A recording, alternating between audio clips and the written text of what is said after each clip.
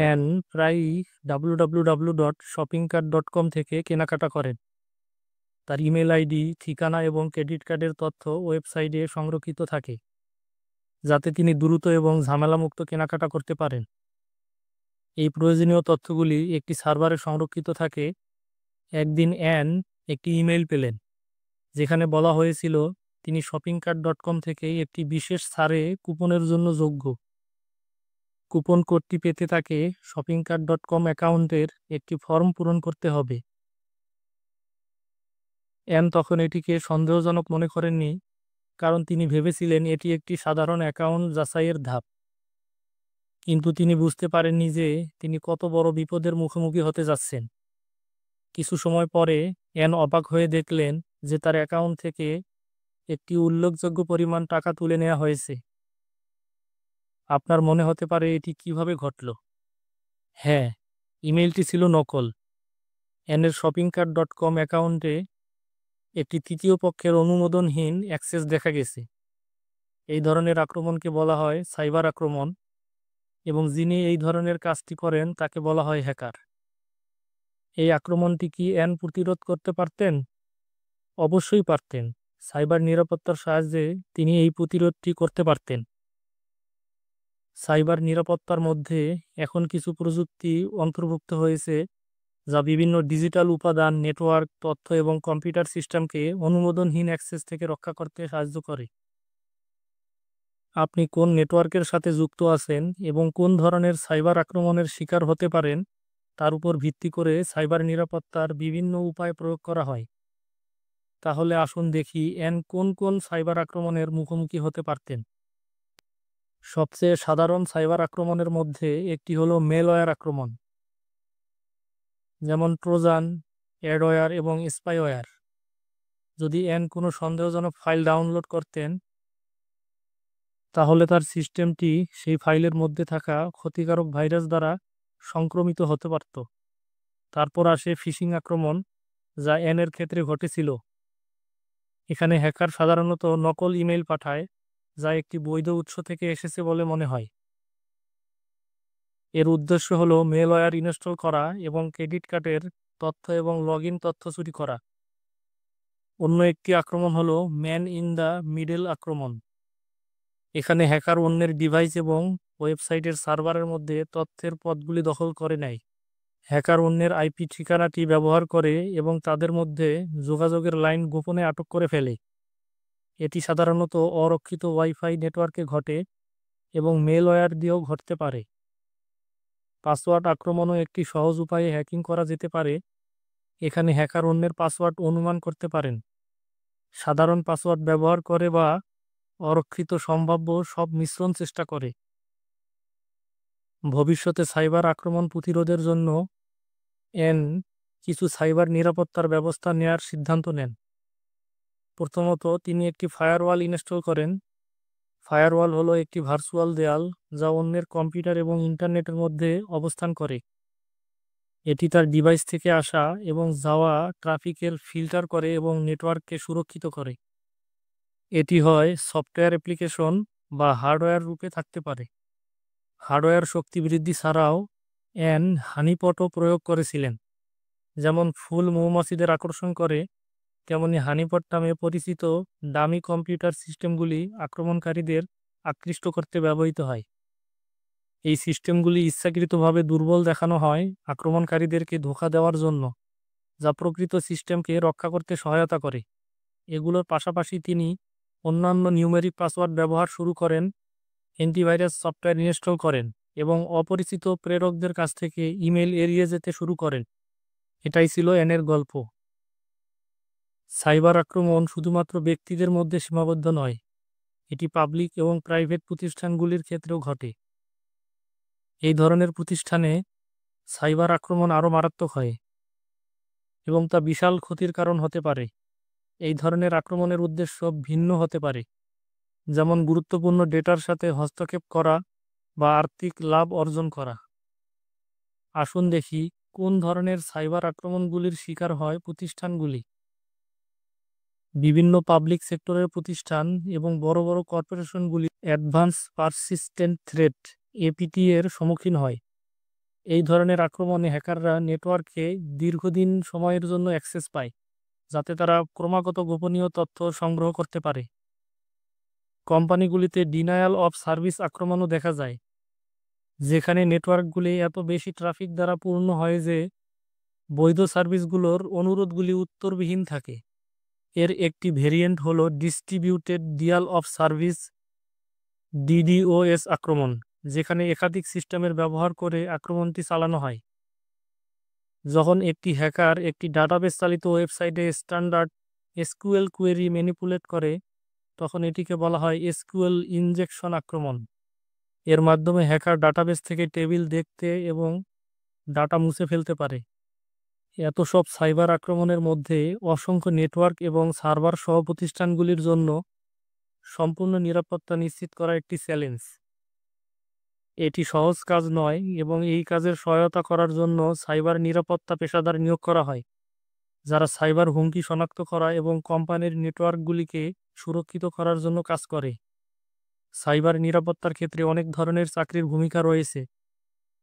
যদি হ্যাকিং আপনাকে মুগ্ধ করে, তবে এই ইথিক্যাল হ্যাকার বা নৈতিক হ্যাকার হিসেবে ভূমিকা রাখতে পারেন।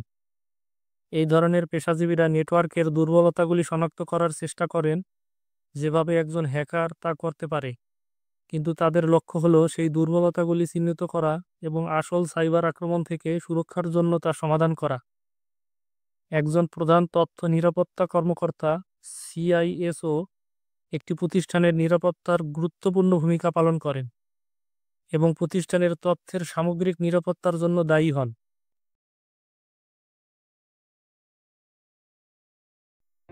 বাড়িতে যদি কোনো বেড়া বা সীমানা প্রাচীর না থাকে, তাহলে সেটা যে কোনো ব্যক্তির জন্য সহজেই প্রবেশযোগ্য হয়ে যাবে এবং চোর বা দুষ্কৃতিকারীরা সহজেই প্রবেশ করতে পারবে।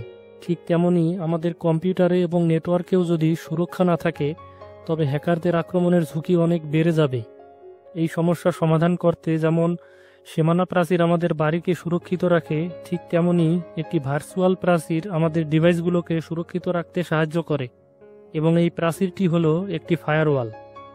ফায়ারওয়াল হলো এমন একটি সুরক্ষা ডিভাইস যা একটি প্রাইভেট নেটওয়ার্কের মধ্যে আসা এবং যাওয়া ট্রাফিককে ফিল্টার করে। উদাহরণ হিসেবে ধরুন, আপনি যদি কোনো বন্ধুর বাড়িতে যান যা একটি গেটেড কমিউনিটিতে অবস্থিত, তাহলে প্রথমে আপনাকে নিরাপত্তা রক্ষীর কাছ থেকে অনুমতি নিতে হবে এবং সবকিছু ঠিকঠাক থাকলে আপনাকে প্রবেশের অনুমতি দেওয়া হবে। অন্যদিকে কোনো অপরিচিত ব্যক্তি যদি প্রবেশ করতে চায়, তবে তাকে নিরাপত্তারক্ষী অনুমতি দেবে না। এখানে নিরাপত্তারক্ষীর ভূমিকাটি পালন করে ফায়ারওয়াল। ফায়ারওয়াল আপনার কম্পিউটারের একটি প্রবেশপথ হিসেবে কাজ করে, যা শুধু সেই ট্রাফিককে স্বাগত জানায় যেটি ফায়ারওয়ালের নিয়ম অনুযায়ী গ্রহণযোগ্য। ফায়ারওয়াল নেটওয়ার্কের মধ্যে আসা যাওয়া করা ট্রাফিককে পরীক্ষা করে এবং তার ভিত্তিতে সিদ্ধান্ত নেয় কোন ট্রাফিককে অনুমতি দেওয়া হবে বা আটকানো হবে, যাতে সাইবার আক্রমণ প্রতিরোধ করা যায়। আপনার কম্পিউটার ইন্টারনেটের সাথে নেটওয়ার্ক প্যাকেটের মধ্যে সংযোগ করে, যার মধ্যে সোর্স অ্যাড্রেস, ডেস্টিনেশন অ্যাড্রেস এবং অন্যান্য তথ্য থাকে। এই নেটওয়ার্ক প্যাকেটগুলো আপনার কম্পিউটারের বিভিন্ন পোর্টের মাধ্যমে প্রবেশ করে। ফায়ারওয়াল এই প্যাকেটগুলিকে সোর্স অ্যাড্রেস, ডেস্টিনেশন অ্যাড্রেস, বিষয়বস্তু এবং পোর্ট নাম্বারের ভিত্তিতে নিয়ম তৈরি করে এবং শুধুমাত্র নির্ভরযোগ্য ট্রাফিক সোর্স বা IP অ্যাড্রেসগুলোকে নেটওয়ার্কে প্রবেশের অনুমতি দেয়। ফায়ারওয়াল দুই প্রকারের হতে পারে, হার্ডওয়্যার বা সফটওয়্যার। সফটওয়্যার ফায়ারওয়াল হলো সেই প্রোগ্রামগুলো যা প্রতিটি কম্পিউটারে ইনস্টল করা হয়। অন্যদিকে হার্ডওয়্যার ফায়ারওয়াল হলো এমন একটি ডিভাইস যা গেটওয়ে বা আপনার নেটওয়ার্কের মধ্যে স্থাপন করা হয়। লিঙ্কসিস রাউটার হলো হার্ডওয়্যার ফায়ারওয়ালের একটি উদাহরণ।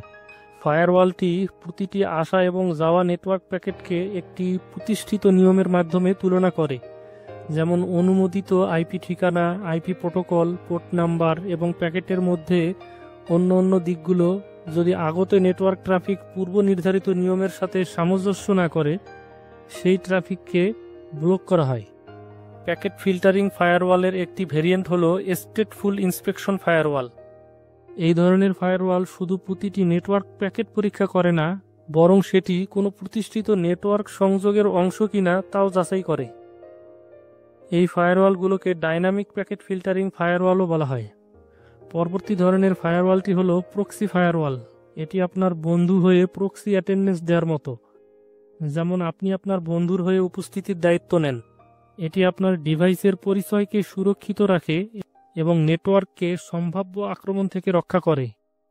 যদি আগত ডাটা প্যাকেটের বিষয়বস্তু সুরক্ষিত থাকে তাহলে প্রক্সি ফায়ারওয়াল আপনাকে তা পাঠিয়ে দেয়। এদেরকে অ্যাপ্লিকেশন লেভেল গেটওয়েও বলা হয়। এই ফায়ারওয়ালগুলো ক্ষতিকারক ক্রিয়াকলাপ শনাক্ত করতে পারে এবং ক্ষতিকারক উৎস থেকে ডেটা প্যাকেট পাওয়া থেকে আপনার কম্পিউটারকে রক্ষা করে। সাইবার আক্রমণ প্রতিরোধের পাশাপাশি ফায়ারওয়ালগুলো শিক্ষা প্রতিষ্ঠান এবং অফিসগুলোতে ব্যবহার করা যেতে পারে, যাতে ব্যবহারকারীরা কিছু নির্দিষ্ট ওয়েবসাইট বা অ্যাপ্লিকেশনে প্রবেশ করতে না পারে। এটি অনুমোদনহীন কন্টেন্টে প্রবেশ ঠেকাতে ব্যবহৃত হয়। আজকের দিনে সাইবার অপরাধ শিরোনাম হচ্ছে প্রতিদিন, এবং ব্যক্তিগত এবং কোম্পানিগুলোকে তাদের তথ্য সুরক্ষার জন্য যথাসম্ভব সবকিছু করা উচিত। তাই আমাদের নেটওয়ার্ককে সুরক্ষিত রাখার জন্য সিকিউরিটি ডিভাইস ব্যবহার করা অত্যন্ত জরুরি, যাতে সেগুলো মারাত্মক সাইবার আক্রমণের শিকার না হয়।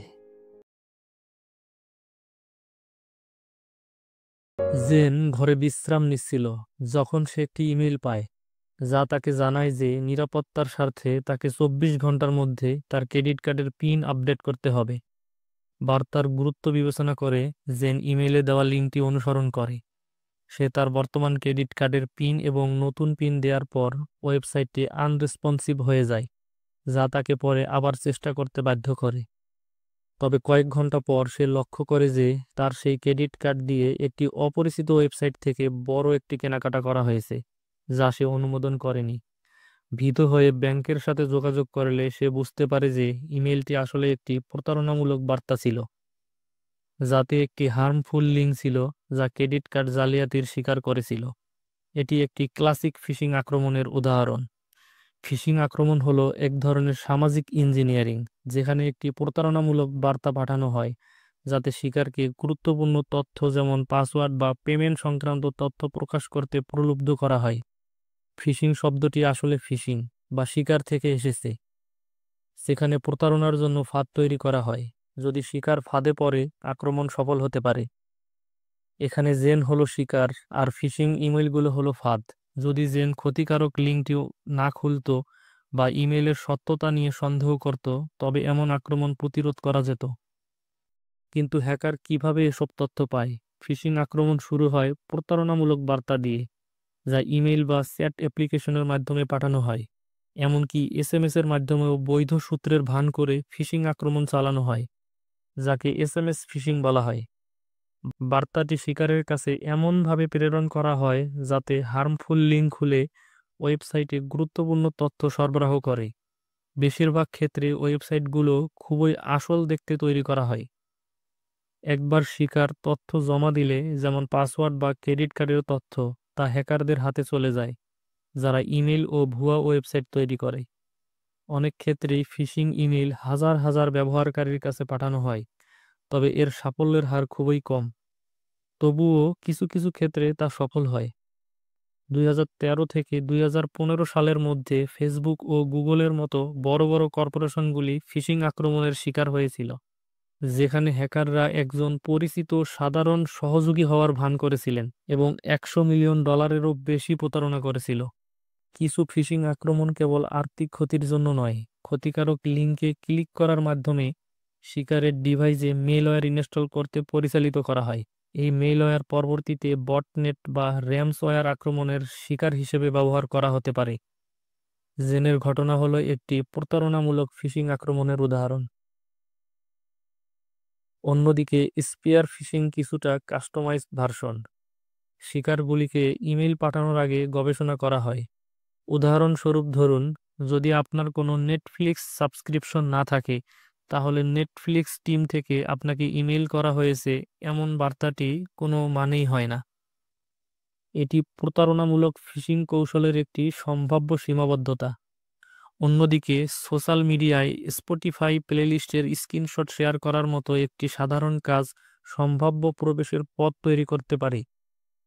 হ্যাকার লক্ষ লক্ষ ব্যবহারকারীর কাছে জাল বার্তা পাঠাতে পারে, যা স্পটিফাই থেকে এসেছে বলে মনে হয়। এবং যেহেতু হ্যাকাররা ইতিমধ্যেই জানে যে ব্যবহারকারী স্পটিফাই ব্যবহার করেন, তাই শিকারের ফাঁদে পড়ার সম্ভাবনা অনেক বেড়ে যায়। গুরুত্বপূর্ণ লক্ষ্যবস্তু যেমন সিইও বা বৃহৎ সম্পদের মালিকদের জন্য গবেষণাটি আরও বিস্তারিতভাবে করা হয়, যা হোয়েলিং শিকার বা তিমি শিকার নামক একটি ক্ষেত্রে পড়ে। হ্যাকাররা তাদের ফিশিং আক্রমণ শুরু করার জন্য সঠিক মুহূর্তের জন্য অপেক্ষা করেন। শুধু ইমেইলের মাধ্যমেই নয়, ফিশিং এমন জাল ওয়েবসাইটগুলিতে কনসেন্ট্রেট করে যেগুলি তাদের আসল ওয়েবসাইটের সাথে খুব মিল দেখায়। একটি প্রচলিত পদ্ধতি হলো ফেসবুকের মতো ডোমেইন নাম ব্যবহার করা, যেখানে একটি ও কম বা ইউটিউবের ক্ষেত্রে ই নেই। এগুলো একটি সাধারণ ভুল যা মানুষ ব্রাউজারে পুরো ইউআরএল টাইপ করার সময় করে থাকে, যা তাদের সরাসরি একটি ভুয়া ওয়েবসাইটে নিয়ে যায়, যেখানে তারা আপনাকে ব্যক্তিগত তথ্য জমা দেওয়ার জন্য এবং বোকা বানাতে পারে। মানুষকে ভুয়া ওয়েবসাইটে নিয়ে যাওয়ার কয়েকটি জটিল পদ্ধতি রয়েছে, যেমন এআরপি স্পফিং এবং ডিএনএস ক্যাশ পয়জনিং, কিন্তু সময় ও সংস্থানগত সীমাবদ্ধতার কারণে এগুলো খুবই কম পরিচালিত হয়। এখন যেহেতু আমরা জানি ফিশিং আক্রমণ কিভাবে কাজ করে, আসুন দেখি কিভাবে আমরা নিজেদেরকে শিকার হওয়ার হাত থেকে রক্ষা করতে পারি। যদিও ফিশিং আক্রমণের প্রভাব মারাত্মক হতে পারে, নিজেকে সুরক্ষিত রাখা তুলনামূলকভাবে সহজ। জেন নিজেকে ক্রেডিট কার্ড জালিয়াতির হাত থেকে বাঁচাতে পারত যদি সে ইমেইলে দেওয়া লিঙ্কটি যাচাই করত এবং সেটি একটি নিরাপদ ওয়েবসাইটে রিডিরেক্ট করছে কিনা তা নিশ্চিত করত, যে ওয়েবসাইটটি এইচটিটিপিএস প্রোটোকলের কিনা, এমনকি সন্দেহজনক বার্তাটিকে গুরুত্ব না দিত। প্রত্যেককে অবশ্যই এলোমেলো ওয়েবসাইট বা পপ আপ উইন্ডোতে ব্যক্তিগত তথ্য প্রবেশ থেকে বিরত থাকা উচিত, যতটা বৈধই তা মনে হোক না কেন। এছাড়াও ম্যালিসিয়াস ইমেইল চিহ্নিত করতে ক্লাউড ফিশের মতো নিরাপদ এন্টি ফিশিং ব্রাউজার এক্সটেনশন ব্যবহার করার পরামর্শ দেওয়া হয়। ফিশিং থেকে নিজেকে রক্ষা করার সর্বোত্তম উপায় হলো ইন্টারনেট ব্যবহার করার সময় সতর্ক থাকা এবং সবসময় ম্যালিসিয়াস প্রচেষ্টা সম্পর্কে সচেতন থাকা। তাহলে আপনার জন্য একটি প্রশ্ন: যদি আমি এবং আমার বন্ধুরা একই ইমেল পাই যা আমাদেরকে স্পটিফাই পাসওয়ার্ড পরিবর্তন করতে বলে এবং দিন শেষে একটি কাজ করার নির্দেশ দেয়, যদিও আমাদের মধ্যে একজন কখনো স্পটিফাই ব্যবহার করেনি, এই ফিশিং আক্রমণটি কোন শ্রেণীতে পড়ে? হোয়েলিং ফিশিং, স্পেয়ার ফিশিং, না প্রতারণামূলক ফিশিং? ভেবে দেখুন এবং আপনার উত্তরটি কমেন্ট সেকশনে লিখে দিন। সাইবার আক্রমণগুলো ইদানিং বেড়ে গেছে। মানুষ দিনের অর্ধেকের বেশি সময় ল্যাপটপ এবং মোবাইল ফোনে কাটায়। যদিও আমরা প্রতিটি আক্রমণকে মূল থেকে থামাতে পারি না, আমাদের তথ্য সুরক্ষিত রাখতে ফিশিং আক্রমণের মতো বিষয়গুলোর ব্যাপারে আমাদের সচেতন ও সতর্ক থাকতে হবে। বছরটা 2015। রিচার্ড দীর্ঘ সময় ধরে কম্পিউটারে গেম খেলছিল। খেলা শেষ করে সে কম্পিউটার বন্ধ করতে যায়, কিন্তু হঠাৎ ডেস্কটপে র্যানসম নোট নামে একটি টেক্সট ফাইল দেখতে পায়। ফাইলটি খুলে সে জানতে পারে একদল হ্যাকার তার গেম ফাইল ও ব্যক্তিগত ডকুমেন্ট এনক্রিপ্ট করে ফেলেছে। তারা নির্দিষ্ট বিটকয়েন ঠিকানায় $500 বিটকয়েন পরিশোধ করতে বলেছে।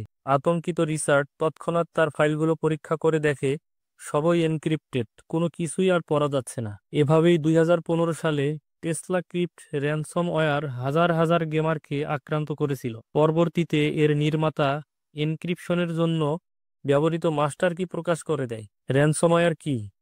রিচার্ডের মতো কেউ যদি এমন আক্রমণের শিকার হয়, তাহলে ধরে নেওয়া যায় যে সে হয় অবিশ্বস্ত উৎস থেকে সফটওয়্যার ইনস্টল করেছে অথবা অপরিচিত কোনো লিঙ্কে ক্লিক করেছে। এই দুই পথই র্যানসমওয়্যার আক্রমণের প্রধান মাধ্যম হতে পারে। র্যানসমওয়্যার হলো এক ধরনের মেলওয়্যার যা ব্যবহারকারীর ব্যক্তিগত তথ্য ও ডকুমেন্ট এনক্রিপ্ট করে এবং এগুলো পুনরুদ্ধার করতে মুক্তিপণ দাবি করে। সাধারণত এই মুক্তিপণ ক্রিপ্টোকারেন্সির মাধ্যমে নেওয়া হয়, যাতে হ্যাকারদের পরিচয় গোপন থাকে। এনক্রিপশন বা লক হওয়ার পর ভুক্তভোগী একটি নোট পায়, যেখানে মুক্তিপণের নির্দেশনা থাকে। যেমন Richard ransom note text file দেখেছিল। তবে টাকা পরিশোধ করলেও কোনো গ্যারান্টি নেই যে হ্যাকাররা ডিক্রিপশন কি দেবে বা ফাইল খুলে দেবে। অনেক ক্ষেত্রে ভুক্তভোগীরা নিরুপায় হয়ে টাকা দিয়ে দেয়, শুধুমাত্র আশা নিয়ে যে তারা তাদের গুরুত্বপূর্ণ তথ্য ফিরে পাবে। এ ঘটনার পর রিচার্ড র্যানসমওয়্যার সম্পর্কে জানার জন্য গবেষণা শুরু করে। র্যানসমওয়্যার কিভাবে ছড়ায়? র্যানসমওয়্যার সাধারণত ফিশিং আক্রমণের মাধ্যমে ছড়ায়। ফিশিং সম্পর্কে বিস্তারিত জানতে উপরের লিঙ্কে ক্লিক করুন। ব্যবহারকারীরা ইমেল ও চ্যাট অ্যাপের মাধ্যমে অজানা লিঙ্কে ক্লিক করে, যেখানে পুরস্কারের লোভ দেখানো হয়। লিঙ্কে ক্লিক করার পর কম্পিউটারের র্যানসমওয়্যার ফাইল ইনস্টল করা হয়, যা ফাইল এনক্রিপ্ট করে অথবা পুরো সিস্টেমকে লক করে ফেলে। এটি মেলওয়্যার আক্রমণের মাধ্যমেও ছড়াতে পারে, যেখানে অচেনা সফটওয়্যার ইনস্টল করার মাধ্যমে কম্পিউটারে প্রবেশ করে। কম্প্রোমাইজড ওয়াইফাই নেটওয়ার্ক থেকেও র্যানসমওয়্যার ছড়াতে পারে। রিমোট ডেস্কটপ প্রোটোকল আরডিপি ব্যবহার করে হ্যাকাররা দূর থেকে কম্পিউটারে প্রবেশ করতে পারে এবং গোপনে মেলওয়্যার ইনস্টল করতে পারে। র্যানসমওয়্যারের ধরন। র্যানসমওয়্যার মূলত দুই ধরনের। লকার র্যানসমওয়্যার, এটি পুরো কম্পিউটারের অ্যাক্সেস ব্লক করে, ফলে ব্যবহারকারী কোনো কাজ করতে পারে না। এটি সাধারণত লক স্ক্রিন দেখায়, যা কম্পিউটার চালানোর সব পথ বন্ধ করে দেয় যতক্ষণ না মুক্তিপণ পরিশোধ করা হয়। ক্রিপ্টো র্যানসমওয়্যার, এটি ব্যক্তিগত ফাইল ও ডকুমেন্ট এনক্রিপ্ট করে এবং ডিক্রিপশন কি ছাড়া ফাইল পুনরুদ্ধার করা সম্ভব হয় না। তবে পুরনো র্যানসমওয়্যারের জন্য ইন্টারনেটে ডিক্রিপশন কি পাওয়া যেতে পারে। টেসলা ক্রিপ্টো র্যানসমওয়্যার ছিল এক ধরনের ক্রিপ্টো র্যানসমওয়্যার যা মূলত গেমারদের টার্গেট করেছিল এবং গেম সেভ করা ফাইল ও গুরুত্বপূর্ণ ডেটা এনক্রিপ্ট করে দিত। রিচার্ডের এই ঘটনা আমাদের শেখায় যে ইন্টারনেটের সতর্কতা ও সাইবার নিরাপত্তার জ্ঞান থাকা খুবই গুরুত্বপূর্ণ। অন্যথায় এক মুহূর্তের অসতর্কতায় গুরুত্বপূর্ণ তথ্য হারানোর ঝুঁকি তৈরি হতে পারে। কিভাবে নিরাপদ থাকবেন? যদি কোনো পুরনো র্যানসমওয়্যার ভেরিয়েন্ট দ্বারা আক্রান্ত হয়, তাহলে ডিক্রিপশন কি ইন্টারনেটে পাওয়া যেতে পারে। তবে স্কেয়ারওয়্যার নামে আরও একটি প্রতারণামূলক মেলওয়্যার রয়েছে। এটি এমন একটি ভুয়া সফটওয়্যার যা দাবি করে যে আপনার কম্পিউটারে ভাইরাস বা অন্য কোনো সমস্যা ধরা পড়েছে। এরপর আপনাকে সমাধানের জন্য অর্থ পরিশোধ করতে বলা হয়। স্কেয়ারওয়্যার সাধারণত দুইভাবে কাজ করে। কিছু সফটওয়্যার পুরো কম্পিউটার লক করে দেয় এবং কোনো কাজ করতে দেয় না। অন্য কিছু স্কোয়ারওয়্যার শুধু স্ক্রিনে পপ আপ বার্তা দেখিয়ে ভয় দেখায়, কিন্তু বাস্তবে কোনো ফাইলের ক্ষতি করে না। র্যানসমওয়্যার থেকে রক্ষা পাওয়ার উপায়। রিচার্ড যদি নিচের সতর্কতাগুলো মেনে চলতো, তাহলে সে র্যানসমওয়্যার আক্রমণ থেকে নিরাপদ থাকতে পারত। ডাটা ব্যাকআপ রাখা। ক্লাউড স্টোরেজ ব্যবহার করা সহজ, তবে একটি ফিজিক্যাল হার্ড ড্রাইভে ব্যাকআপ রাখা উত্তম। সিকিউরিটি আপডেট করা।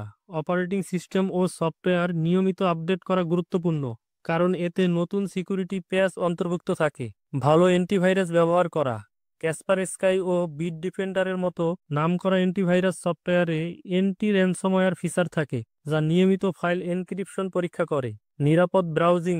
ইন্টারনেট ব্রাউজ করার সময় ঠিকানার পাশে তালাচাবি আইকন চেক করুন। এটি দেখায় যে ওয়েবসাইটটি এইচটিটিপিএস প্রোটোকল ব্যবহার করছে এবং নিরাপদ। র্যানসমওয়্যার আক্রান্ত হলে করণীয়।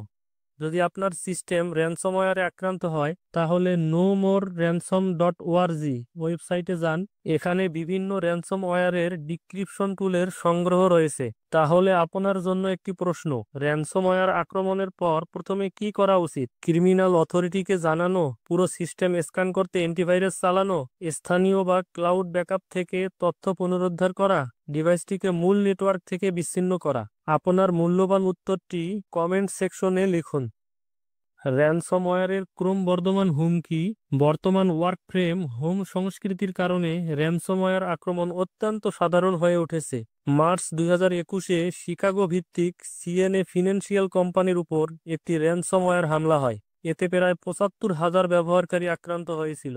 এই প্রতিষ্ঠানের সিস্টেম পুনরুদ্ধার করতে তাদের $40 মিলিয়ন মুক্তিপণ দিতে বাধ্য করা হয়। বিশ্বব্যাপী র্যানসমওয়্যার আক্রমণে প্রতি বছর $75 মিলিয়ন ক্ষতি হয়। তাই আমাদের অবশ্যই নিরাপদ থাকার জন্য সঠিক পদক্ষেপ নিতে হবে। এই ছিল র্যানসমওয়্যার সম্পর্কে সংক্ষিপ্ত আলোচনা। এটি একটি গুরুত্বপূর্ণ বিষয় যা বিশ্বব্যাপী সাইবার সিকিউরিটি বিশেষজ্ঞদের জন্য মাথাব্যথার কারণ হয়ে দাঁড়িয়েছে। জেনি বিমানবন্দরে তার ফ্লাইটে ওঠার অপেক্ষায় ছিল।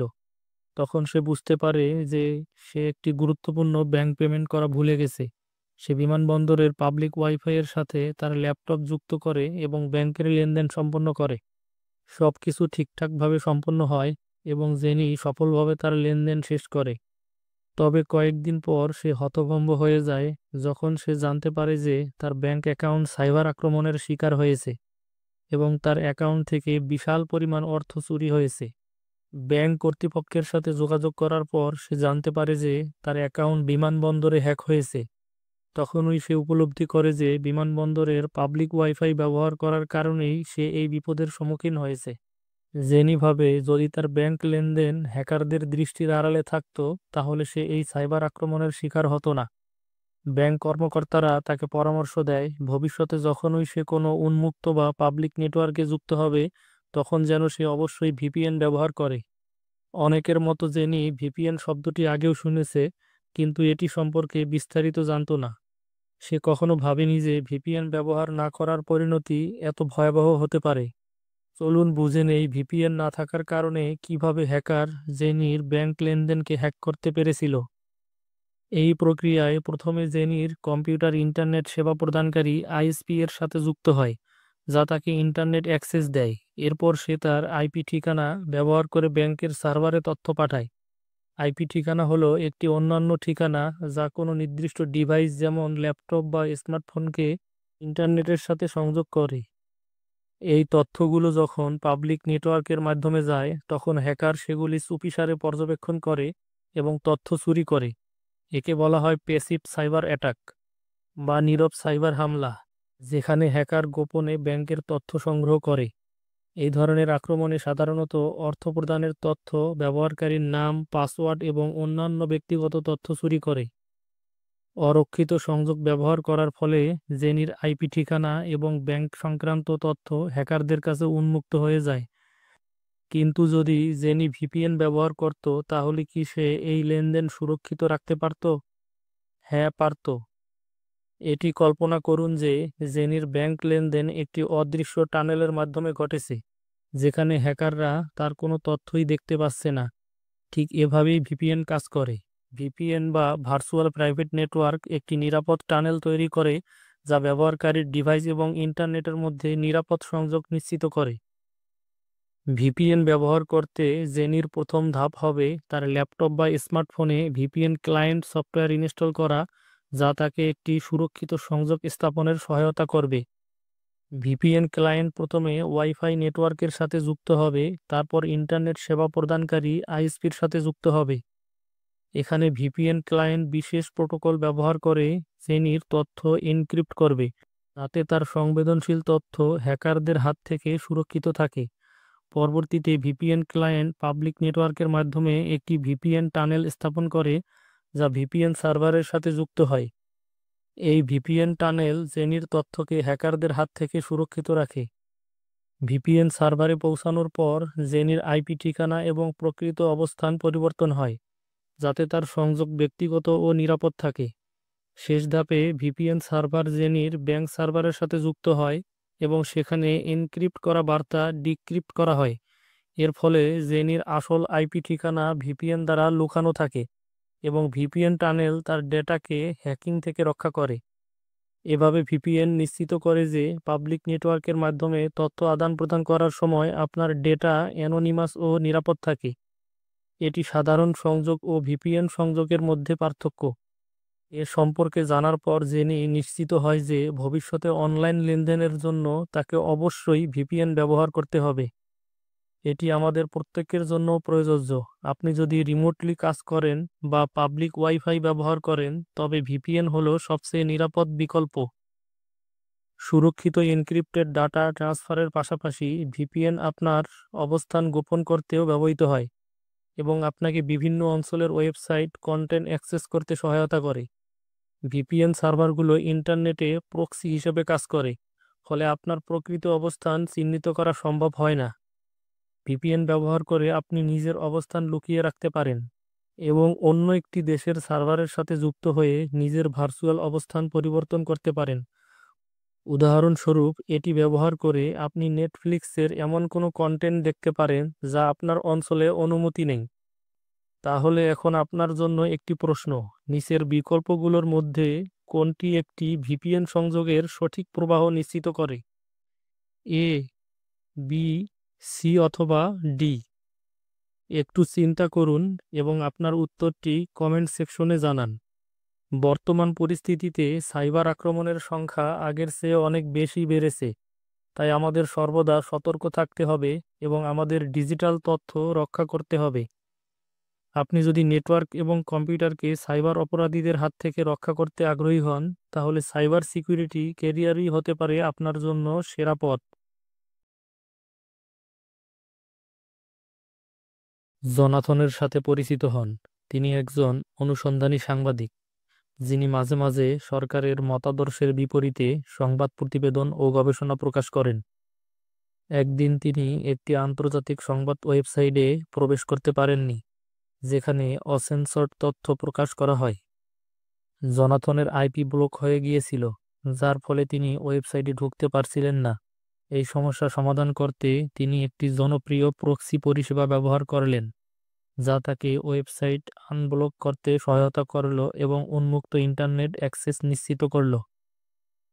একজন বন্ধু যেমন ক্লাসে প্রক্সি দিয়ে উপস্থিতি নিশ্চিত করে, তেমনি একটি প্রক্সি সার্ভার মূল ব্যবহারকারীর পরিবর্তে কাজ করে এবং প্রকৃত আইপি ঠিকানাকে গোপন রাখে। কিন্তু প্রক্সি কি? চলুন জনাথনের অভিজ্ঞতার মাধ্যমে প্রক্সির কার্যপ্রণালী বুঝে নেওয়া যাক। প্রক্সি সার্ভার হলো একটি গেটওয়ে বা মধ্যস্থতাকারী সার্ভার, যা ব্যবহারকারী এবং তার গন্তব্য ওয়েবসাইটের মধ্যে সংযোগ স্থাপন করে। যখন জনাথন ব্লক হওয়া ওয়েবসাইটে প্রবেশ করতে পারছিল না, তখন তিনি তার সিস্টেমকে একটি বৈশ্বিক প্রক্সি সার্ভারের সাথে যুক্ত করলেন। যুক্ত হওয়ার পর প্রক্সি সার্ভার জনাথনের সিস্টেমকে একটি নতুন আইপি ঠিকানা প্রদান করল, যা এমন একটি দেশের আইপি যেখানে ওয়েবসাইটটি সেন্সর করা হয়নি। এর ফলে যখন জনাথন ওয়েবসাইটটি পরিদর্শন করলেন, তখন ওয়েবসাইট প্রকাশকরা প্রক্সি সার্ভারের নতুন আইপি ঠিকানাটি দেখতে পেল এবং তারা অ্যাক্সেস অবরুদ্ধ করার কারণ খুঁজে পেল না। প্রক্সি সার্ভার যখন ওয়েবসাইটে অ্যাক্সেস পায়, তখন সেটি একই চ্যানেলের মাধ্যমে জনাথনের সিস্টেমের ওয়েবসাইটের তথ্য পাঠিয়ে দেয়। প্রক্সি সার্ভার ব্যবহার করতে হলে প্রথমে সেটি আপনার কম্পিউটার ডিভাইস বা নেটওয়ার্কে কনফিগার করতে হয়। প্রতিটি অপারেটিং সিস্টেমের জন্য সেটআপের পদ্ধতি আলাদা হতে পারে, তবে বেশিরভাগ ক্ষেত্রেই এই স্বয়ংক্রিয় কনফিগারেশন স্ক্রিপ্ট ব্যবহার করা যায়। ইন্টারনেটে প্রচুর প্রক্সি পরিষেবা পাওয়া যায়, তবে এগুলোর নিরাপত্তা নিশ্চিত করা হয় না। বেশিরভাগ ফ্রি প্রক্সি শুধুমাত্র একটি আইপি ঠিকানা ও একটি সংযোগ পোর্ট সরবরাহ করে। তবে স্মার্ট প্রক্সি এর মতো বিশ্বস্ত প্রক্সি প্রদানকারীরা সাধারণত সাবস্ক্রিপশন ভিত্তিক পরিষেবা প্রদান করে এবং সংযোগ স্থাপনের জন্য লগইন ইনফরমেশন সরবরাহ করে। আইপি ঠিকানা লুকানোর জন্য অনেকে ভিপিএন ব্যবহার করাকে প্রধান সমাধান মনে করে। ভিপিএন অতিরিক্ত এনক্রিপশন ব্যবহার করে, যা ব্যবহারকারীর ডিভাইস এবং ভিপিএন সার্ভারের মধ্যে একটি নিরাপদ টানেল তৈরি করে। ভিপিএন সাধারণত দ্রুত, নিরাপদ এবং নির্ভরযোগ্য হয়, কারণ এতে একাধিক স্তরের এনক্রিপশন থাকে এবং ডাউন টাইম কম থাকে। অন্যদিকে প্রক্সি সার্ভার তুলনামূলকভাবে কম নিরাপদ।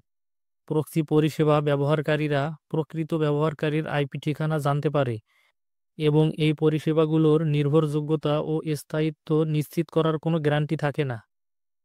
যদি আপনি ভিপিএন কিভাবে কাজ করে সে সম্পর্কে আরও জানতে চান, তাহলে আমাদের বিস্তারিত ভিডিওটি দেখুন, যেখানে জেনি কিভাবে ভিপিএন ব্যবহার করে তার ব্যাংকিং তথ্য সুরক্ষিত রাখতে পারত তা ব্যাখ্যা করা হয়েছে। এখন চলুন একটি ছোট্ট কুইজ দেই, দেখে নেওয়া যাক যে আমরা কতটুকু শিখেছি। ভিপিএন সংযোগ কোন সুবিধাটি প্রদান করে যা একটি প্রক্সি পরিষেবা দিতে পারে না? এ, বি, সি অথবা ডি? ভেবে দেখুন এবং নিচের মন্তব্য বিভাগে আপনার উত্তরটি দিন। তাহলে প্রক্সি পরিষেবার সুবিধাগুলো কি? নিষিদ্ধ কন্টেন্ট অ্যাক্সেস করার পাশাপাশি প্রক্সিগুলো একটি কার্যকর ফায়ারওয়াল সিস্টেম হিসেবেও কাজ করতে পারে। এটি তৃতীয় পক্ষের ওয়েবসাইট থেকে কন্টেন্ট ফিল্টার করতে পারে, যার ফলে ইন্টারনেট ব্যবহারের নিয়ন্ত্রণ নিশ্চিত থাকে।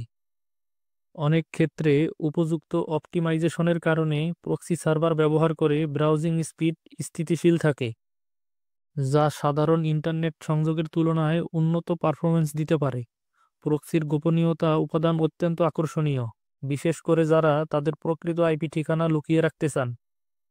অনেকে ভিপিএন এর বাড়তি নিরাপত্তার জন্য এটি ব্যবহারের পক্ষে যুক্তি দেখাতে পারে, তবে কিছু নির্দিষ্ট কাজে অতিরিক্ত গোপনীয়তার প্রয়োজন হয় না। অনেক ব্যবহারকারী প্রক্সি পরিষেবাকে বেশি সুবিধাজনক মনে করেন, কারণ উইন্ডোজ থেকে শুরু করে অ্যান্ড্রয়েড পর্যন্ত সব ধরনের অপারেটিং সিস্টেমে প্রক্সি কনফিগার করা যায়, কোনো অতিরিক্ত অ্যাপ ইনস্টল করার ঝামেলা ছাড়াই, যা ভিপিএন এর ক্ষেত্রে প্রয়োজন হয়। এছাড়াও কিছু অনলাইন পরিষেবা ওয়েব প্রক্সি হিসেবে কাজ করে, যেখানে ব্যবহারকারীরা কোনো সেটআপ ছাড়াই নিষিদ্ধ কন্টেন্ট অ্যাক্সেস করতে পারেন। শুধু টার্গেট ইউআরএল প্রবেশ করালেই ওয়েব প্রক্সি তাদের ফিজিক্যাল সার্ভার থেকে ডেটা রুট করে। এই ধরনের স্বাধীনতা ভিপিএন এর ক্ষেত্রে পাওয়া কঠিন, যা প্রক্সিকে সাধারণ ব্রাউজিংয়ের জন্য এটি আদর্শ সমাধান করে তুলেছে। সাইবার যুদ্ধ আধুনিক যুগের এক নতুন যুদ্ধক্ষেত্র। 26শে ফেব্রুয়ারি 2022 বিশ্বব্যাপী এক চাঞ্চল্যকর সংবাদ ছড়িয়ে পড়ে যে রাশিয়ার রাষ্ট্রীয় টেলিভিশন চ্যানেলগুলো হ্যাক করে ফেলেছে অ্যানোনিমাস, একটি হ্যাকটিভিস্ট সংগঠন। তারা এর আগেও একাধিকবার সাইবার যুদ্ধের অংশ নিয়েছে। এই আক্রমণ ছিল রাশিয়া ইউক্রেনের আগ্রাসনের বিরুদ্ধে একটি প্রতিবাদ। অ্যানোনিমাস রাশিয়ার রাষ্ট্রীয় প্রচার মাধ্যম হ্যাক করে তাদের দেশের জনগণের কাছে প্রকৃত সত্য তুলে ধরতে চেয়েছিল এবং ইউক্রেনে রাশিয়ার ধ্বংসযজ্ঞ প্রকাশ্যে আনতে চেয়েছিল। শুধু তাই নয়, তারা 1,20,000 রাশিয়ান সৈন্যের ব্যক্তিগত তথ্য ফাঁস করে এবং রাশিয়ার কেন্দ্রীয় ব্যাংকের 35,000 ফাইল হ্যাক করে। এই ঘটনাগুলো আমাদের দেখিয়ে দেয় যে সাইবার যুদ্ধ কিভাবে বাস্তব যুদ্ধের মোড় ঘুরিয়ে দিতে পারে, একটি বিষয় যা আগে এতটা পরিষ্কারভাবে দেখা যায়নি।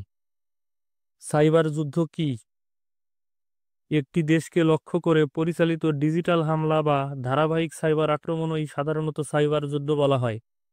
এই ধরনের হামলা সরকারি ও বেসরকারি অবকাঠামোতে বিশৃঙ্খলা তৈরি করতে পারে, গুরুত্বপূর্ণ সিস্টেমগুলোর কার্যক্রম ব্যাহত করতে পারে, এমনকি রাষ্ট্রীয় নিরাপত্তার জন্য হুমকি সৃষ্টি করতে পারে। বর্তমান যুগে ইন্টারনেট শুধু ভিডিও দেখা বা শিখতে ব্যবহৃত হয় না, বরং এটি আমাদের ব্যক্তিগত তথ্য, আর্থিক লেনদেন এবং গুরুত্বপূর্ণ তথ্যের কেন্দ্রবিন্দু। তাই শারীরিক যুদ্ধের পরিবর্তে সাইবার যুদ্ধ এখন প্রধান হাতিয়ার হয়ে উঠেছে। সাধারণত রাষ্ট্রীয় পর্যায়ের হামলাই সাইবার যুদ্ধের মূল কারণ হয়, তবে কিছু ক্ষেত্রে সন্ত্রাসী সংগঠন বা রাষ্ট্রীয় সমর্থিত গোষ্ঠীগুলো শত্রু দেশকে দুর্বল করার জন্য এই ধরনের হামলা চালায়। জুন 2021 চীনা হ্যাকাররা ভারিজনের মতো সংস্থাগুলোর নেটওয়ার্কে প্রবেশের চেষ্টা করে। 2010 স্টক্সনেট নামক এক ক্ষতিকারক কম্পিউটার ওয়ার্ম ইরানের পারমাণবিক স্থাপনায় আক্রমণ চালায়, যা পরে অন্যান্য শিল্প এবং বিদ্যুৎ উৎপাদনকারী প্রতিষ্ঠানে ছড়িয়ে পড়ে। কিন্তু সাইবার যুদ্ধের কোনো নির্দিষ্ট সংজ্ঞা নেই, তাই এই ধরনের আক্রমণ প্রতিরোধের জন্য আন্তর্জাতিক আইনের অনুপস্থিতি এটিকে এক প্রকার নিয়মহীন যুদ্ধে পরিণত করেছে। সাইবার যুদ্ধের প্রধান আক্রমণের ধরন: গুপ্তচর ভিত্তিক। গুপ্তচর ভিত্তিক মাধ্যমে প্রতিদ্বন্দ্বী দেশের গুরুত্বপূর্ণ তথ্য চুরি করা হয়, সাধারণত বটনেট, স্পিয়ার ফিশিং এবং মেলওয়্যার ব্যবহার করে গোপন নথি হাতিয়ে নেওয়া হয়। নাশকতা। সরকারি ও সামরিক তথ্যের নিরাপত্তা নিশ্চিত করা অত্যন্ত জরুরি। অভ্যন্তরীণ বিশ্বাসঘাতক বা অসতর্ক কর্মচারী ব্যবহার করে গুরুত্বপূর্ণ তথ্য চুরি করা হতে পারে, যা ভয়াবহ পরিণতি বয়ে আনতে পারে। পরিষেবা অক্ষম করা। কোনো নির্দিষ্ট ওয়েবসাইট বা পরিষেবাকে বিপুল সংখ্যক ভুয়া অনুরোধের মাধ্যমে অকেজো করে দেয়া হয়। এতে সরকারি, সামরিক ও গবেষণা প্রতিষ্ঠানের কার্যক্রম ব্যাহত হয়। সাইবার যুদ্ধ বনাম প্রচলিত যুদ্ধ, কোনটি বেশি ভয়ঙ্কর? সাইবার যুদ্ধের অন্যতম সুবিধা হলো দূর থেকে আক্রমণ পরিচালনা করা সম্ভব, ফলে শারীরিকভাবে কোনো দেশে যাওয়ার প্রয়োজন হয় না। এছাড়া সাইবার যুদ্ধ মানুষের মনোজগতে সরাসরি প্রভাব ফেলে, কারণ এর মাধ্যমে প্রচার ও মিথ্যা তথ্য ছড়িয়ে জনগণের ভাবনা নিয়ন্ত্রণ করা সম্ভব। ডিজিটাল অবকাঠামো ধ্বংস হলে যোগাযোগ ব্যবস্থা, বিদ্যুৎ সরবরাহ এবং আর্থিক প্রতিষ্ঠানগুলো কাজ ব্যাহত হয়, যা একটি দেশের জন্য মারাত্মক বিপর্যয় ডেকে আনতে পারে। নাগরিক হিসেবে সাইবার যুদ্ধ থেকে কিভাবে সুরক্ষিত থাকবেন? সব খবরের সত্যতা যাচাই না করে বিশ্বাস করবেন না। ফোন কল বা এনক্রিপ্টেড চ্যাট অ্যাপ ব্যবহার করুন। সামাজিক যোগাযোগ মাধ্যমে নিজের অবস্থান বা ব্যক্তিগত তথ্য প্রকাশ করা এড়িয়ে চলুন। আপনার অপারেটিং সিস্টেম, অ্যান্টিভাইরাস সফটওয়্যার নিয়মিত আপডেট রাখুন। যদি কোনো সংস্থা বা দেশ সাইবার হামলার শিকার হয়, তবে নেটওয়ার্ক বিচ্ছিন্ন রাখা সুরক্ষার জন্য কার্যকরী হতে